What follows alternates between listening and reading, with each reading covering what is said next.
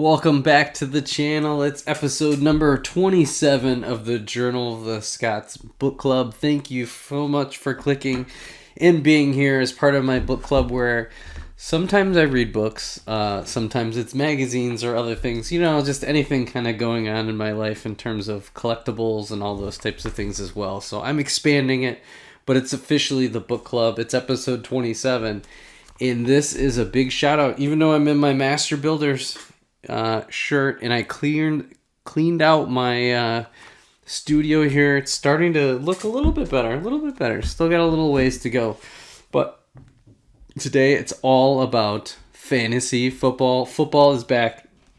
That's right, Builder Buds. Football is back, and I am super pumped. I probably should be in my Green Bay Packers gear. Good luck to your Kansas City Chiefs. Hopefully they have a really good season. It's interesting. I think a lot of teams are kind of in that. Again, every team on paper is looking pretty good, except for a couple. If you look at the NFC North, it's not looking so good from a quarterback standpoint. I mean, you have Cousins, Goff, and Fields. That's not quite that great of a lineup. I mean, Cousins has got a chance. I mean, he's Pro Bowl level. I mean, he's got the receivers in a quite the running game with Dalvin Cook if he can stay healthy. But it's a lot of teams. There's a pretty interesting kind of like I call it kind of still that transitioning. Still have some top level quarterbacks that are out there. Like a Russell Wilson and Tom Brady. Still kind of although he could, this could be the year he implodes. Who knows? Maybe he goes crazy and has the best season ever because he's got a chip on his shoulder. He always seems to have a chip on his shoulder. Aaron Rodgers and others. But then there's that next crop. There's the Mahomes and Herbert and Josh Allen. There's just there's so many other big up and comers, and there's others that keep as the draft. Who knows? I feel like this last draft class just hasn't maybe stepped forward because who knows? Maybe Willis or where is it? Malik?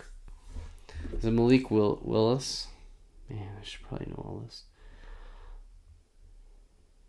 Yeah, Malik Willis. Or just a few others that could just step up huge.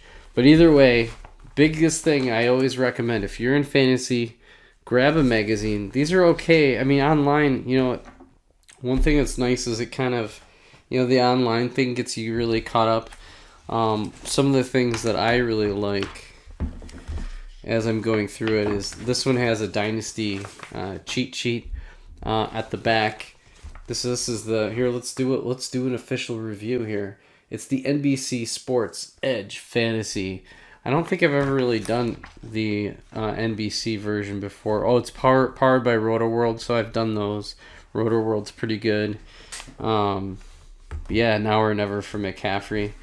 Man, injuries just play. One of the things that's kind of taking a lot out of my fantasy and my ability to really, I'm kind of losing my desire to really do fantasy baseball and football. A lot of it's just injuries. I mean, with COVID and then concussion protocols, it's maddening to try to keep up with your team, and it feels like just health. And that almost feels like the same thing how teams go. People are like, well, how's your season going to go? I don't know. Are we going to stay healthy? If Aaron Rodgers gets hurt, reality is the Packers are at best an 8-8 team, just at best. Probably less than that. Probably a losing team, or if really anybody loses their quarterback, unless you have a really good backup. Although with Jordan Love, it's a good insurance policy. Who knows? That could be interesting. So who knows if that happens this year? Boy, look at. Here, top 25 transactions. Lots of crazy things that went on this year. Russell Wilson freeing himself from Pete Carroll. Browns and Deshaun Watson. Craziness. Are the Packers going to survive without Devontae Adams? As he kind of went and combined himself with Derek Carr. I mean, it takes a little bit of time to develop some cadence. it's funny in my one of my keeper drafts. I drafted Derek Carr because you just don't know. Like, what if him and Devontae Adams and Hunter Renfrow light it up, right? And you've got Darren Waller. They've got other receivers to throw to. Tyreek Hill leaving the Kansas City Chiefs. It's another one just like Devontae Adams. Big playmakers. I think receivers are replaceable. I just don't think quarterbacks and certain offensive linemen. This video is sponsored by Truly. No, hey, if you do want to sponsor, but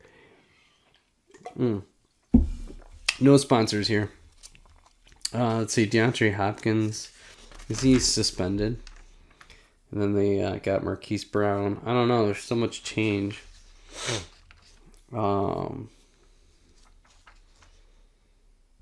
A.J. Brown. He went to the Eagles, huh?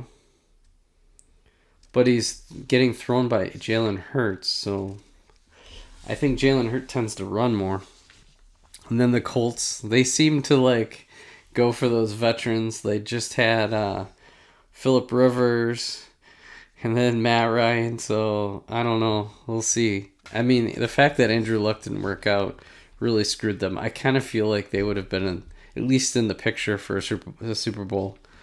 And then Jonathan Taylor is amazing. Let's see, Jaguars. Christian Kirk. I mean, he's a speed demon, but I don't know. I don't know what's going on with the Jaguars. So, yeah, and then the Chiefs getting Marquez Valdez-Scantling. Good luck. He's gonna flash, but then he won't pan out. He just won't. Allen Robinson from Matt Nagy's jail. That's too funny. Titans cut Julio Jones, get Robert Woods. Yeah, Kenny Pickett and Mitchell Trubisky, who's going to win that out, is another big storyline. Russell Gage signing, I don't know, whatever. Bills keep stockpiling weapons with Jamison Crowder and O.J. Howard. That's like okay. Noah Fant is a big move from I've always been kind of it's the Iowa product. That's going to be a good one. Chiefs sign Ronald Jones to pair with Clyde Edwards-Helaire. That's kind of interesting. But yeah, just a ton of like really interesting things. I really felt like there's a lot of good. Sky Moore is really looking good. I think that's going to be pretty interesting. Sleepers, Jalen Hurts. I don't know. I mean, he does get A.J. Brown. Jalen Reagor, he was just traded. So Devonta Smith is a stud. A.J. Brown is great. So maybe Jalen Hurts could be really good. I mean, if you're in a stacked 12-team league, I think taking a flyer on Jalen Hurts isn't a bad idea. So headline: CeeDee Lamb to lead NFL in receiving yards. He could. Gallup. I don't know. He could be double teamed. It's not like he's Devontae Adams, so Zach Ertz is old and boring. Huh. The bus, Dak Prescott. Well, if you just talked up CeeDee Lamb and then you J.K. Dobbins, Josh Jacobs. I disagree. I think Josh Jacobs is pretty good. A.J. Brown. So they just talked up A.J. Brown and then said he's a bust. Undervalued. Cam Akers. Absolutely. Elijah Mitchell. For sure. Overvalued. Tyreek Hill. Corder Patterson. Mark Andrews. I don't know. I'll take Travis Kelce over Andrews in 2022. That's interesting. Yeah, maybe it's just Patrick Mahomes was off last year. So, I don't know. It's the biggest thing is all the injuries and stuff like that. It's hard to kind of... But anyways, hopefully you're into... If you're not into fantasy football, and I know this is a Lego channel, apologize. Uh, but I love fantasy football, and it's a big part of my Lego building. Frankly, growing up, it was all about watching football and building some sets. So that's what I'm going to do starting this week, Thursday. So by the time this is released, the Thursday night football and the season would have been kicked off. So get to building. We'll catch you on the next book club, if it'll actually be a book. Hopefully you are getting your build on and watching some football. Bye for now.